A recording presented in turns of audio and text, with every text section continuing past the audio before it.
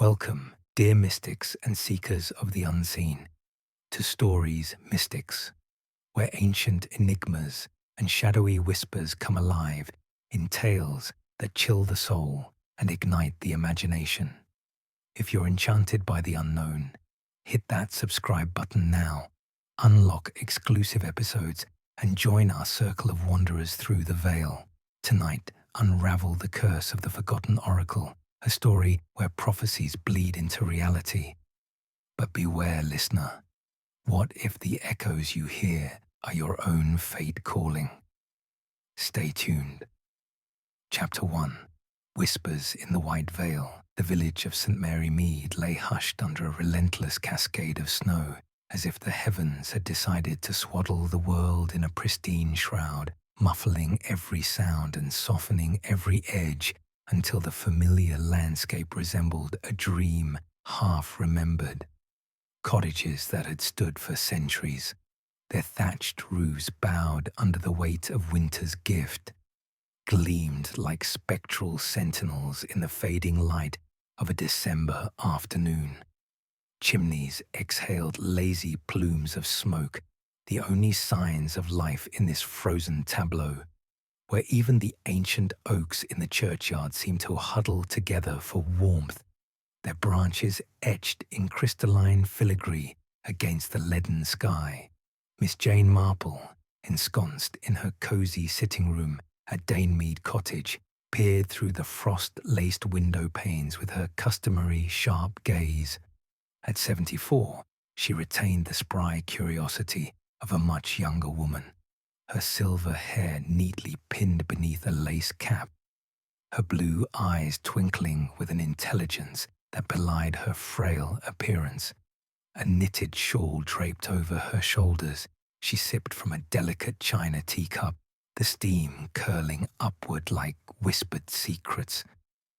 The fire in the grate crackled merrily, casting dancing shadows on the walls adorned with faded photographs of long-gone friends and family.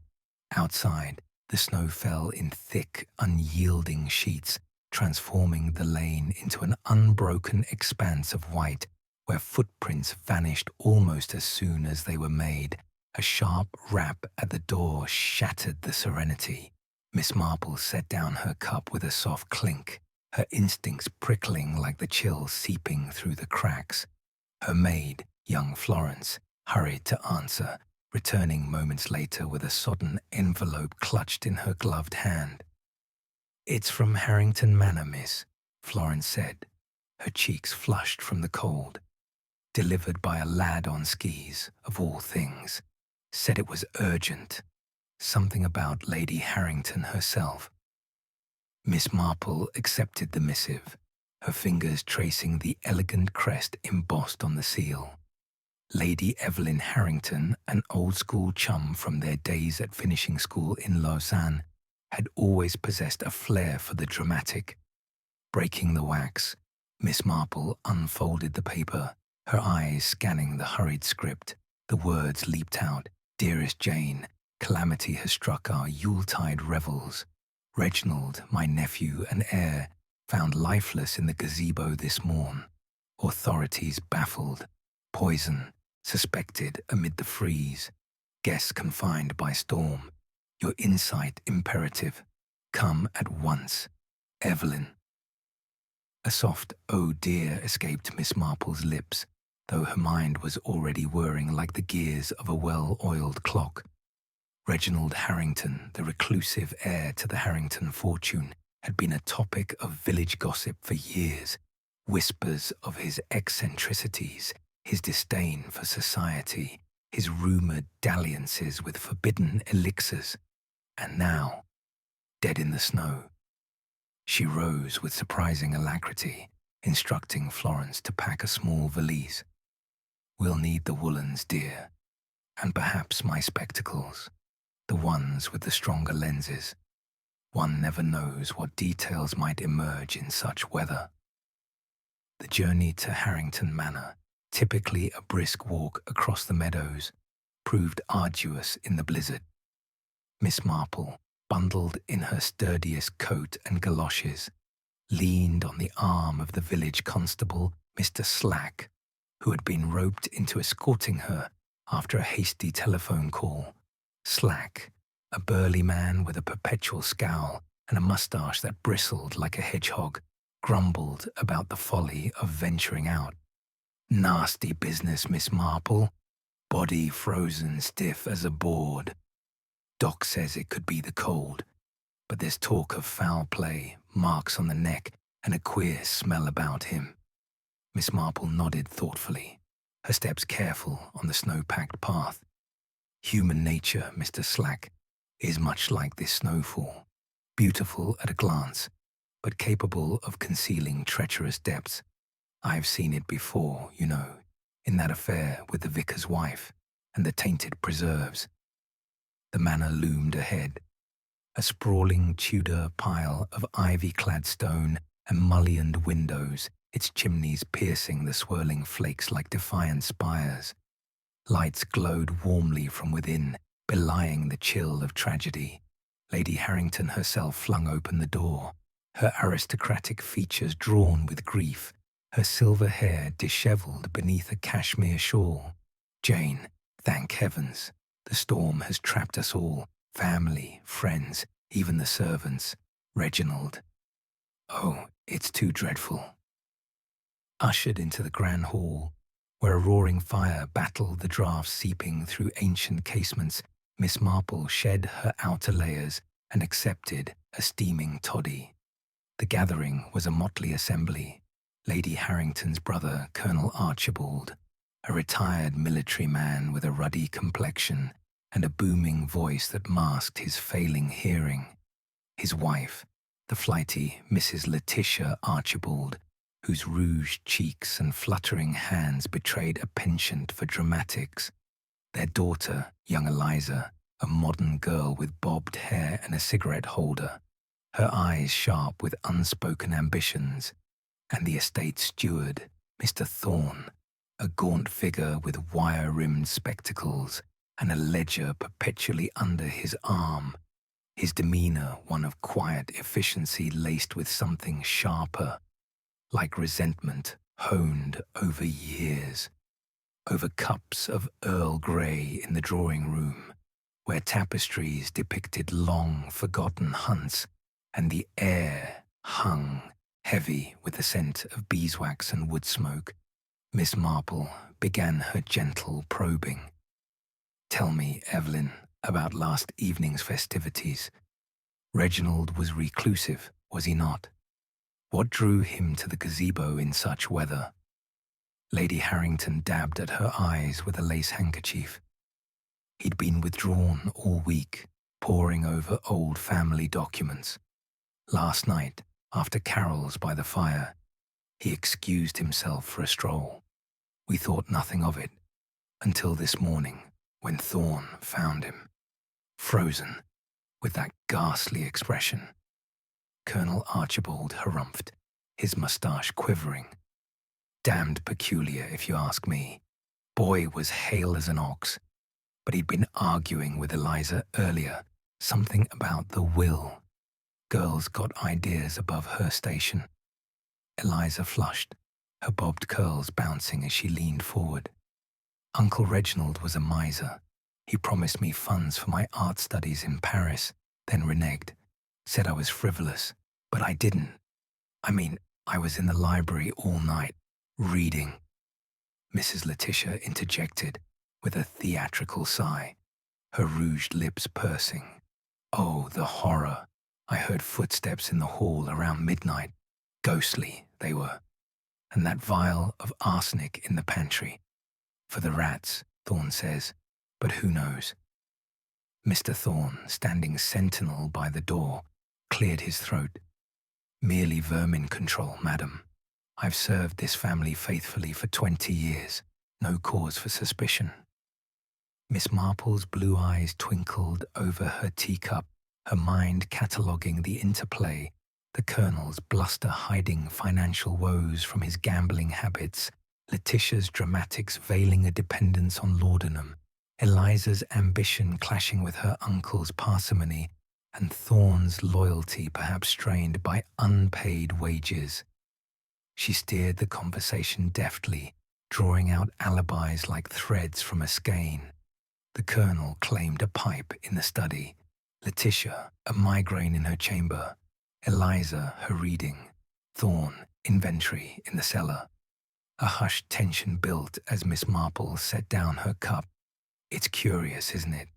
How snow preserves yet conceals.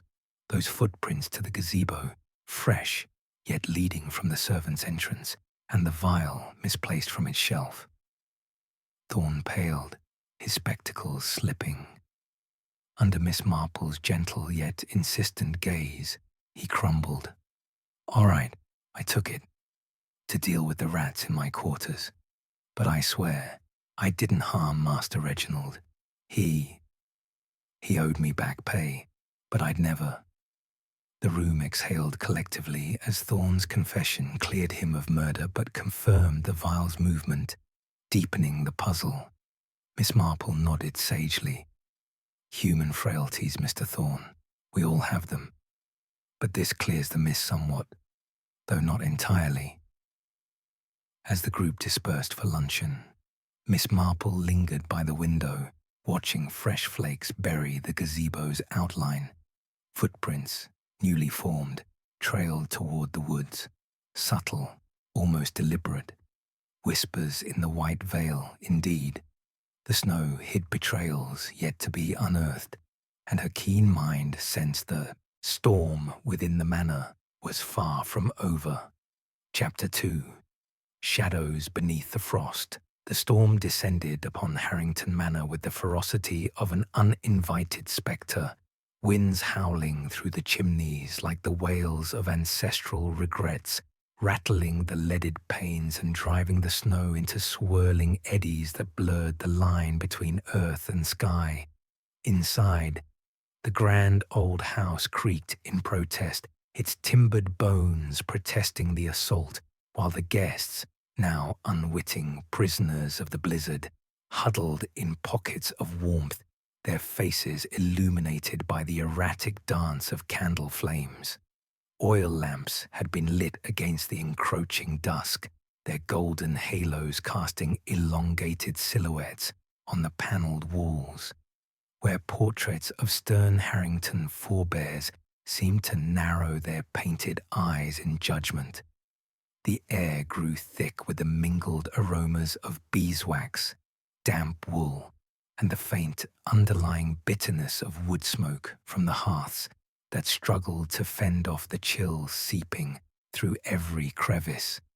Miss Marple, having retired briefly to a guest chamber to unpack her valise, emerged with renewed purpose, her lace cap perched precisely atop her silver curls, a notebook tucked discreetly in her reticule. The manor's labyrinthine halls, with their faded Persian runners and brass sconces tarnished by time, led her to the late Reginald's study, a sombre sanctum lined with leather-bound ledgers and a massive oak desk scarred by generations of quill scratches. Lady Harrington, her composure fraying like the hem of an old gown, had granted access, wringing her hands as she murmured, "He spent hours here, Jane, poring over those dreadful papers. Perhaps you'll find something the constable overlooked." Seated at the desk, Miss Marple adjusted her spectacles, the candlelight glinting off the lenses as she sifted through a sheaf of correspondence tied with faded ribbon. The letters, yellowed and crisp as autumn leaves, bore postmarks from distant locales, Paris, Vienna, even Constantinople, each scripted in a variety of hands, some elegant, others hasty. One, from a solicitor in London, caught her eye. "My dear Reginald, the codicil to your will, as discussed, disinherits Eliza should she pursue that bohemian folly in the arts. Funds redirected to charitable trusts. Your prudence is commendable." Another, more intimate, penned in a feminine flourish. "Darling Reggie, our stolen moments in the city must cease. Archibald suspects Burn this. Miss Marple's eyebrows arched ever so slightly. Financial deceit woven with forbidden romances, the threads of motive began to gleam in the dim light. A soft tread in the corridor drew her attention. Eliza Archibald slipped in, her bobbed hair framing a face pale as the snow outside, her modern silk dress whispering against the door frame. "Aunt Evelyn said you were here," she said, her voice a brittle attempt at nonchalance. "Uncle's letters. Anything scandalous." She leaned against the desk, fingers drumming Okoye's restless tattoo, her sharp eyes flicking to the papers. Miss Marple smiled mildly, folding the missive with care. "Scandals, my dear, are often merely human yearnings dressed in secrecy.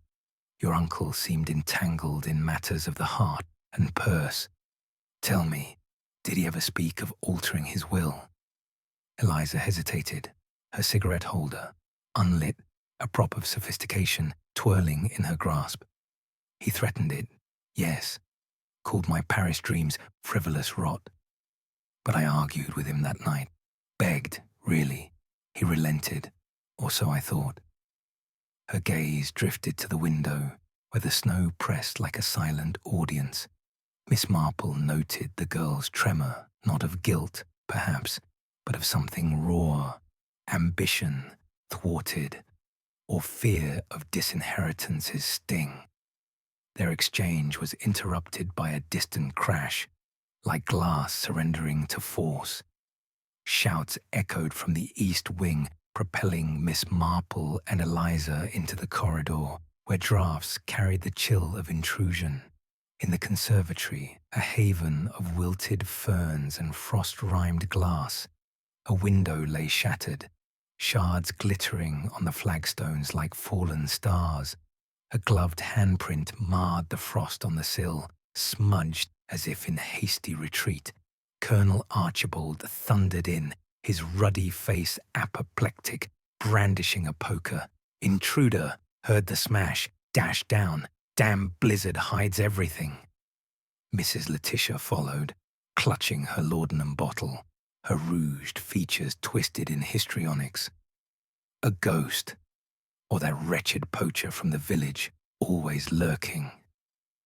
Thorne, the steward, arrived last, his gaunt frame silhouetted against the doorway, a lantern swinging in his hand. "Nothing taken, sir, but look, the safe in the alcove, tampered with." Accusations flew like the wind's gusts. The colonel blamed vagrants, Letitia invoked spirits, Eliza suggested a rival heir from distant branches. Miss Marple knelt by the print, her keen eyes tracing its contours. Leather glove, well worn, perhaps a man's, but the fingers slender, and the glass broken from inside. See the shard's direction, a staged intrusion to divert or alarm. The group fell silent, eyes darting suspiciously. Thorne shifted uneasily. Why stage it, unless to cover something else? Miss Marple rose, brushing snow from her skirts. Patterns emerged, the nervous tics, Colonel's twitching mustache, Letitia's fluttering eyelids, Eliza's fidgeting holder, Thorne's clenched jaw. Overheard whispers in the halls earlier, fragments of debts and exposure, now coalesced. Tensions crested at dinner, served in the oak-panelled dining room where candlelight reflected off silver epergnes laden with forced hothouse fruits. The storm's lull allowing a veneer of civility. Lady Harrington presided at the head, her silverware clinking delicately, but the air crackled with undercurrents. The colonel regaled with tales of colonial campaigns, his boom masking unease, while Letitia prattled about seances, her voice pitching higher with each sip of claret. Miss Marple, seated beside Eliza, steered the conversation with her unassuming charm. "Such a close family," she observed, "yet secrets bind as tightly as blood. Reginald mentioned a long-lost cousin in one letter. Did he ever reconnect?" The table tensed. Letitia's fork clattered. That harlot, Reginald's youthful indiscretion, a child out of wedlock, sent away. We never spoke of it. The colonel harumphed. Ancient history. Boy didn't need distractions. But Lady Harrington's eyes welled. Reginald searched for her last year. Guilt ate at him. He planned to amend the will, include her, but then… this. Eliza gasped. Aunt, you never said. Thorne's knife scraped his plate sharply. Miss Marple's gentle nod encouraged more. The widow, Letitia, absolved by this revelation. Her dramatics stemmed from fear of disinheritance for the illegitimate heir, not malice. Human kindness, Mrs. Archibald, Miss Marple murmured, often hides behind theatrics. Your alibi holds, nursed by laudanum, witnessed by the maid. Relief washed over Letitia, her rouged mask cracking into genuine tears. Yet the disclosure cast darker shadows. Who feared this lost heir's claim? The colonel's debts, perhaps funded by Reginald's purse. Eliza's ambitions threatened. Thorne's loyalty strained by knowledge of the search. As the meal concluded, Miss Marple retired, but sleep eluded her. The manor's creaks whispered of concealed vendettas, the snowdrifts rising like barriers to truth. A floorboard groaned outside her door, someone prowling. The shadows beneath the frost deepened, propelling the mystery into realms of buried grudges, where the next flake might reveal or conceal the killer's trace. Chapter 3. Echoes in the icy silence. Dawn crept over Harrington Manor like a hesitant intruder, its pale fingers slipping through the gaps in the heavy drapes to paint the snowbound world in hues of pearl and faint rose.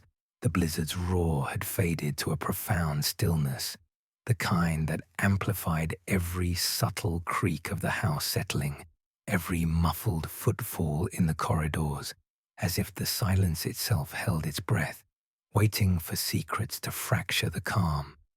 Outside, the landscape lay transformed, drifts sculpted into undulating waves by the wind, the gazebo a distant mound like a forgotten tomb, and the ancient yews in the garden bowed under their crystalline burdens, their branches whispering faintly as the thaw began its insidious work.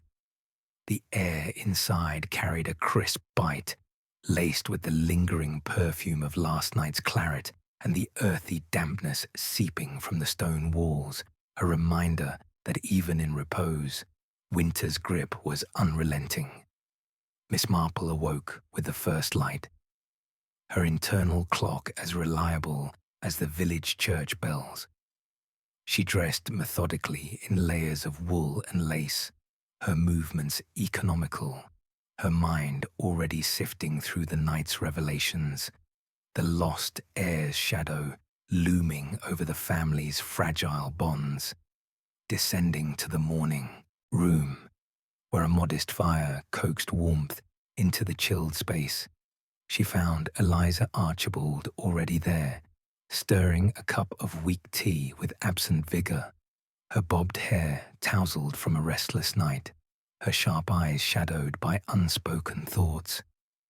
"Good morning, my dear," Miss Marple said softly, settling into a chintz armchair that sighed under her slight weight. The silence after a storm is always so telling, echoes of what was raged and hints of what remains buried. Eliza glanced up, a wry smile tugging at her lips. "You make it sound poetic, Miss Marple. To me, it's just oppressive, like the house is listening." She paused, her fingers tracing the rim of her cup. "I couldn't sleep, thinking about that cousin Uncle Reginald sort, some phantom from his past. What if she's real? What if she's here somehow?" Miss Marple's blue eyes sparkled with gentle encouragement. "Phantoms often have flesh and blood, Eliza. Perhaps we might coax a few echoes into the light.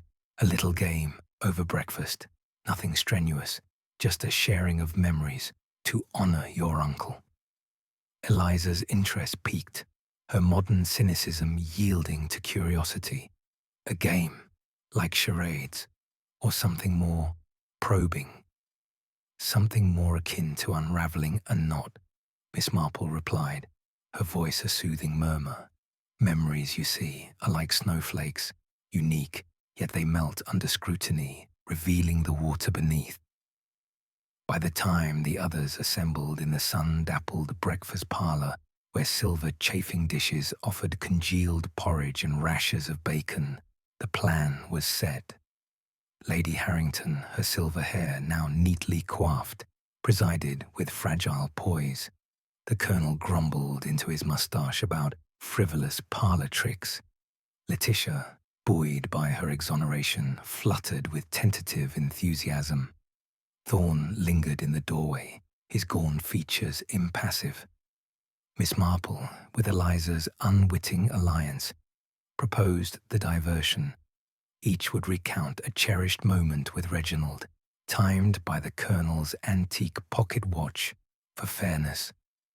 The Colonel went first, his booming voice recounting a hunting expedition in the moors, Reginald's sharp shot saving a wayward hound. But as he passed the watch to Letitia, Miss Marple noted its face, hands frozen at 10:30, the very hour of Reginald's estimated demise. Curious, she murmured, that it should stop now, wounded recently, Colonel. He harumphed, fiddling with the stem. Blasted thing, must have forgotten, ran fine last night. Letitia's tale followed, a sentimental vignette of Reginald gifting her a pearl brooch on her birthday, her voice quavering with emotion. Yet Miss Marple's ear caught the inconsistency, a diary on the sideboard, open to yesterday's entry. Reggie, irritable, refused my request for funds, falsified perhaps to embellish an alibi. Eliza's turn brought a fresh twist. She described a clandestine walk with her uncle in the garden weeks prior, where he confided his search for the lost daughter, his voice thick with regret. He said she'd change everything, make amends. The room shifted uncomfortably, eyes averting, until Thorn interjected softly, Master Reginald never mentioned her to me. Odd, as I handled his correspondences. The game dissolved into veiled barbs, but Miss Marple's probing had stirred the echoes. As the group dispersed, Eliza tugged her sleeve. That watch, it's suspicious, and Aunt Letitia's story doesn't match her diary. Let's investigate, Miss Marple. I'm not as flighty as they think. Together, they ventured into the manor's upper floors, Eliza leading the way through a warren of attics where dust motes swirled in the slanting light from dormer windows. Cobwebs draped forgotten trunks like lace veils, and the air smelled of mothballs and aged paper. Uncle kept old family relics here, Eliza explained, prying open a cedar chest. Inside, amid yellowed christening gowns and tarnished medals, lay a small velvet pouch. From it tumbled a gold locket, its chain delicate as spider silk. Miss Marple clicked it open, revealing a sepia photograph, a young woman, perhaps 20, with Reginald's amber eyes and a defiant tilt to her chin. On the reverse, etched faintly, My dearest Amelia, 1905. Eliza gasped. The lost heir, but who is she now? Echoes of the past, my dear, Miss Marple said, pocketing the locket. This could be the key, or a lockpick to deeper vaults. Their alliance deepened as they descended, Eliza's youthful energy complementing Miss Marple's sage intuition. In the conservatory, where exotic palms wilted under the frost's kiss and the shattered window from the previous night gaped like a wound, they confronted Thorn. He was there, polishing a brass urn with mechanical fervour, his wire-rimmed spectacles fogging in the humid air. Mr. Thorn, Miss Marple began mildly. Your devotion to this family is admirable, yet echoes suggest discrepancies. Reginald's final hours. You claimed cellar duties, but the coal dust on your cuffs is fresh, not from last night. Thorne stiffened, his cloth pausing mid-stroke. Eliza brandished the locket. And this, hidden away. Did you know about Amelia? The steward's facade cracked, his gaunt features sagging. All right, I pilfered a few trinkets, sold them to cover debts. Reginald caught me last week, threatened dismissal, but I didn't kill him. I forged a ledger entry to hide the theft, but that's all. His confession spilled forth, a cathartic torrent, the petty larceny born of desperation, alibied by a sympathetic cook who covered his absence. Miss Marple nodded, her blue eyes compassionate. Greed whispers, Mr. Thorne, but murder shouts. Your echo clears the air, yet heightens the symphony of motives. Inheritance tangled with revenge, perhaps against this phantom Amelia. As Thorne slunk away, chastened, the women shared a knowing glance. The icy silence had yielded echoes, but the deeper resonances of a will contested, a love scorned, a fortune imperiled, propelled the mystery forward, the thaw outside mirroring the melting barriers within the manor's frost-bound hearts. Chapter 4. Fractures in the frozen facade. The snowfall, having exhausted its fury through the night, now descended in a delicate flurry, like the hesitant confetti of a reluctant celebration, dusting the world anew without the blinding vehemence of before. Sunlight pierced the veil of clouds in slender shafts, illuminating the manor's grounds where paths long obscured by drifts began to re-emerge, etched like faint veins on a pale wrist.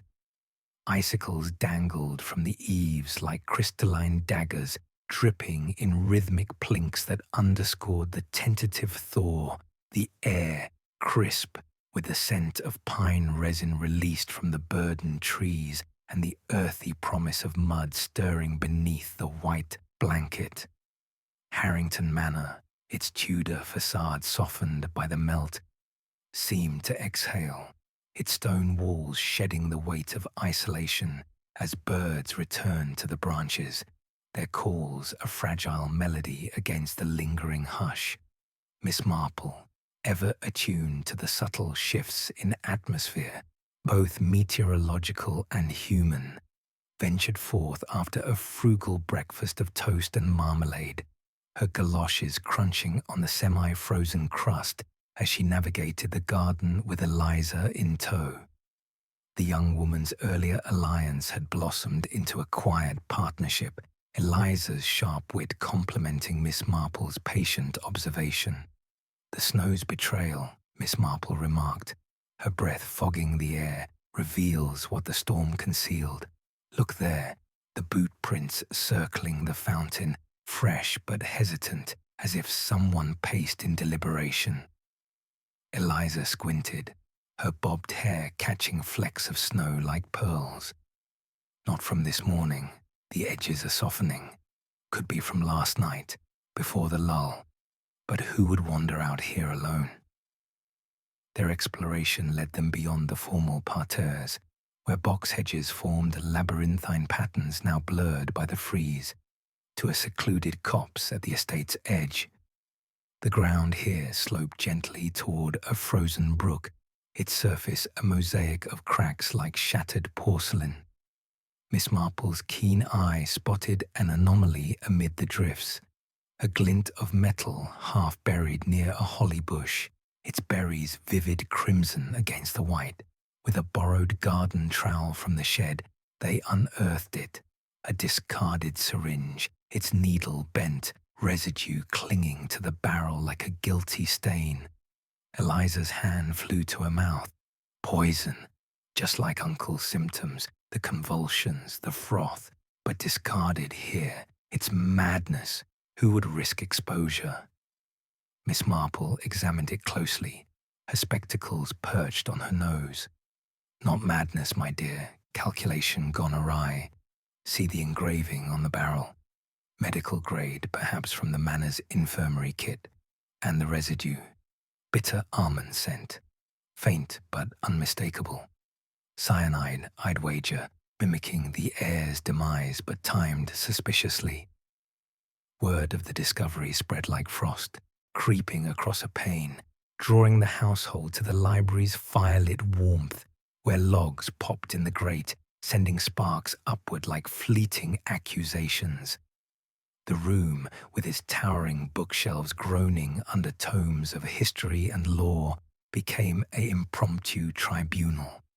Lady Harrington paced before the hearth, her shawl slipping from her shoulders. The Colonel slouched in a wing-back chair, his pipe unlit. Letitia perched on a settee, her laudanum bottle clutched like a talisman. Thorn hovered by the door, his efficiency now a mask for unease. "Who brought this abomination here?" the Colonel bellowed, his ruddy face purpling as he jabbed a finger at the syringe laid upon a silver tray. "Some fiend among us poisoning Reggie like a rat." Letitia's voice rose in a quaver, her rouge cheek streaked with tears. "It's that phantom cousin, Amelia. She's infiltrated, I tell you. Reginald's guilt summoned her like a wraith." Eliza, emboldened, countered sharply. "Nonsense, Aunt. This is no ghost. It's flesh and malice. And look at Thorn. Your hands are trembling. You handled the medical kit yesterday, fetching aspirin for Mother's headache." Thorn recoiled, his wire-rimmed spectacles flashing in the firelight. "Accusations from a chit with Parisian dreams. I fetched pills, yes, but the syringe was intact then." The whirlwind of recriminations swirled. The Colonel accused Letitia of overdosing on her elixirs, mistaking vials in a haze. Letitia pointed to Eliza's ambition, suggesting a forged will hidden in the attics. Eliza turned on the Colonel, citing his gambling debts and an overheard plea for funds from Reginald days prior. Lady Harrington, her aristocratic reserve cracking, wept openly. "Enough! This house devours itself." Miss Marple, seated unobtrusively in a corner alcove, observed the fractures. The Colonel's fleeting glances toward the safe, Letitia's dilated pupils betraying more than grief, Eliza's clenched fists hiding a tremor of doubt, Thorn's evasive posture. She interjected softly, her voice a calming thread in the fray. "Fractures in the facade, indeed, but let us mend with truth. Colonel, your pipe tobacco, strong, with a hint of cherry. Reginald despised it, yet his study reeked of it the night he died. A visit, perhaps." The Colonel blustered, but under her steady gaze, deflated. "All right," I confronted him. Begged a loan to cover Monte Carlo losses. He refused, laughed even, but I left him alive, I swear. Letitia, emboldened by the confession, chimed in. "And I slipped him a sedative in his brandy to calm his rages, but harmless, just to sleep." Miss Marple nodded, piecing the mosaic. Harmless alone, but mixed with cyanide, a fatal cocktail. Her eyes turned to Thorn. "And you, sir? Your efficiency extends to the post. Reginald's letters to solicitors, perhaps intercepted." Thorn's mask shattered, his gaunt frame slumping.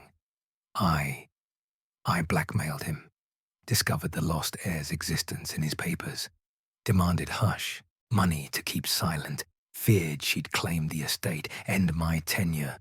He paid scraps, threatened exposure, but I didn't kill him. The syringe, I disposed of it after finding him to protect the family name.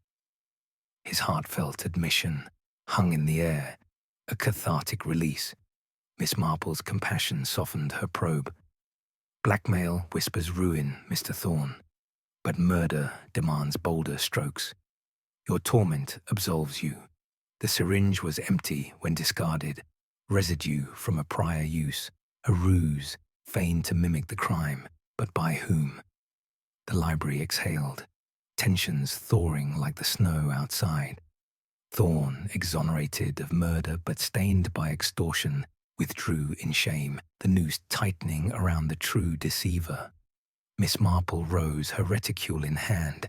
The frozen facade fractures, revealing the warmth and chill beneath.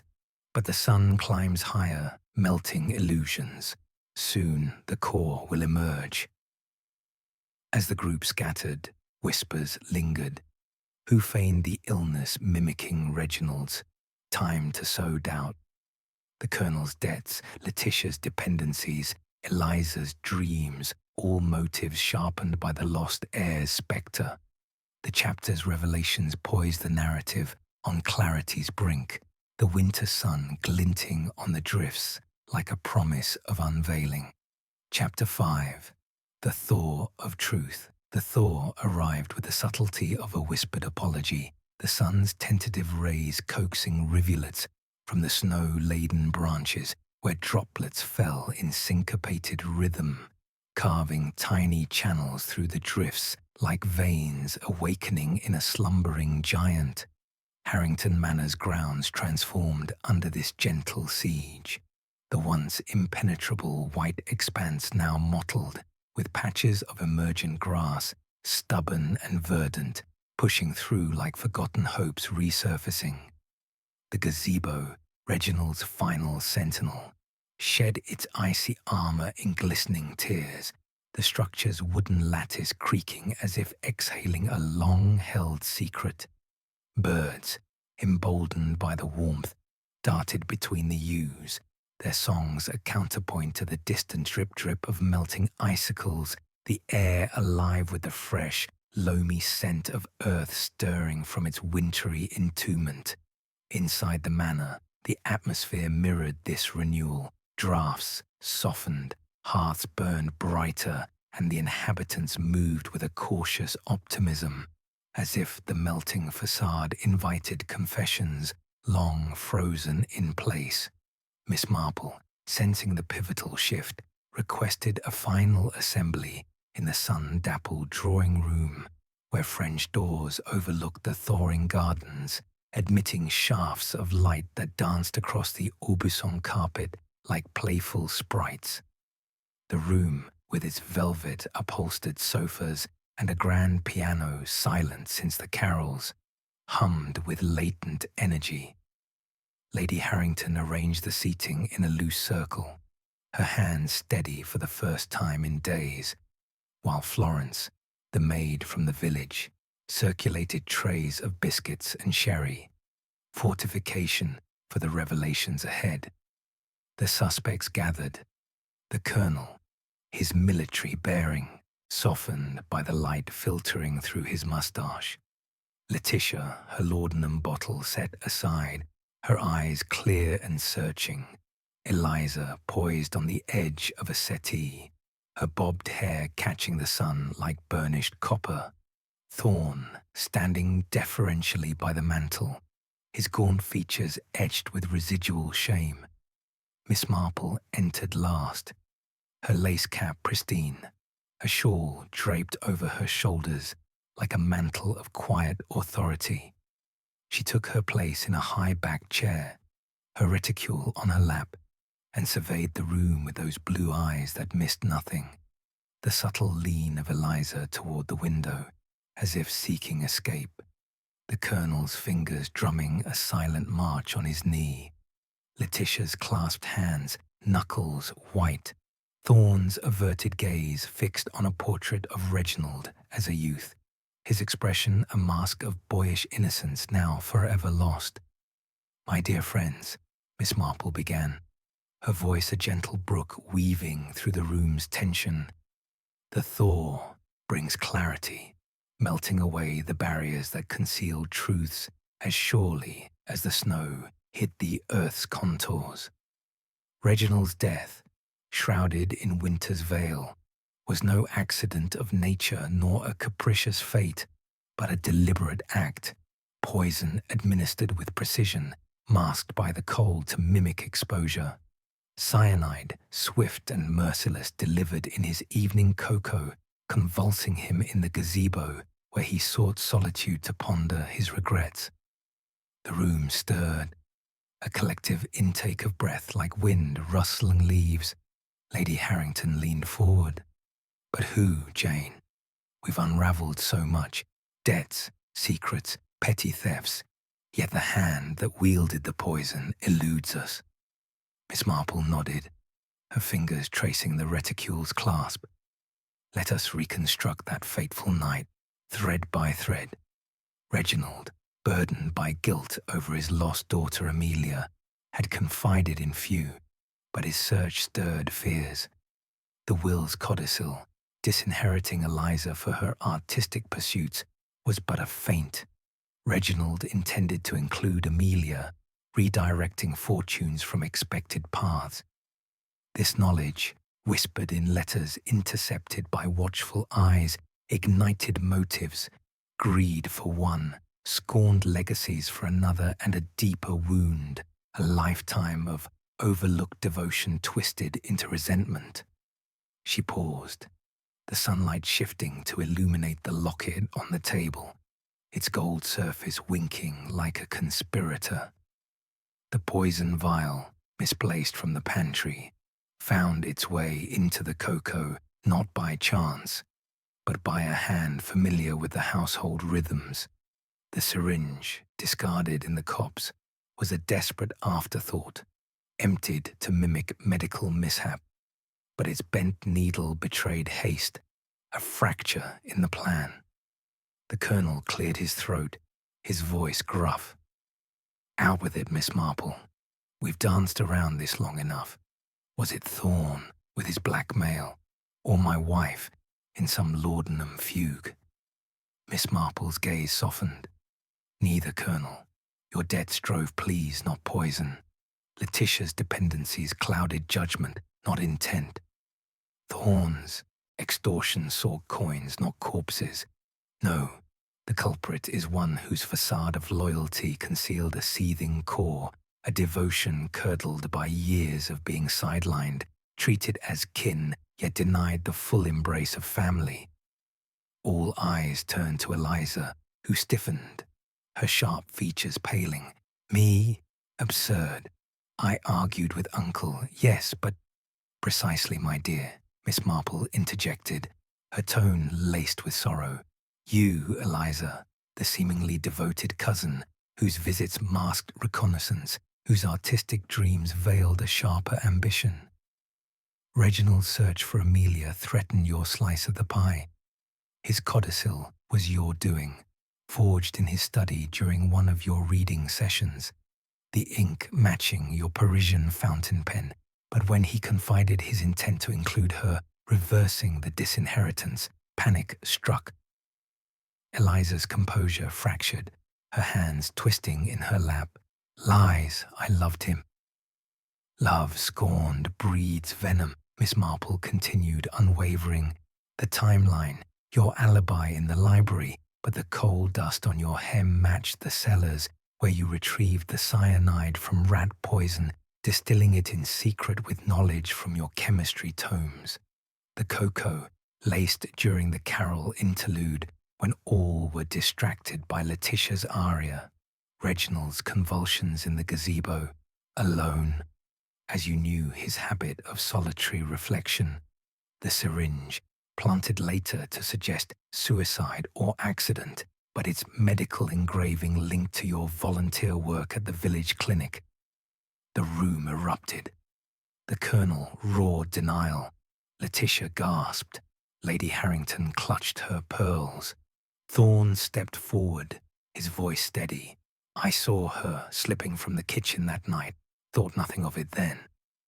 Eliza's facade shattered fully, her sharp eyes welling with tears not of remorse, but defeat. He promised me everything. Then that ghost from his past. Amelia, a bastard child, stealing my future. I distilled the poison, yes, slipped it in his cup. He deserved it, the hypocrite, preaching prudence while hiding his sins. Her confession poured forth, a torrent of pent bitterness, the forged codicil to secure her inheritance, the poison to eliminate the threat of reversal, the staged elements to muddy the waters. Miss Marple sighed, her reticule yielding a handkerchief she offered gently. Human hearts fracture under unseen pressures, Eliza. Greed, scorned love, the allure of a concealed will, all converged in your calculated hand, but truth thaws, revealing the core. Constable Slack arrived shortly after, summoned by a telegram dispatched during the thaw's first light, his boots tracking mud across the carpet as he led Eliza away, her defiance crumbling into sobs. The manor exhaled, the family clustering in hushed reconciliation.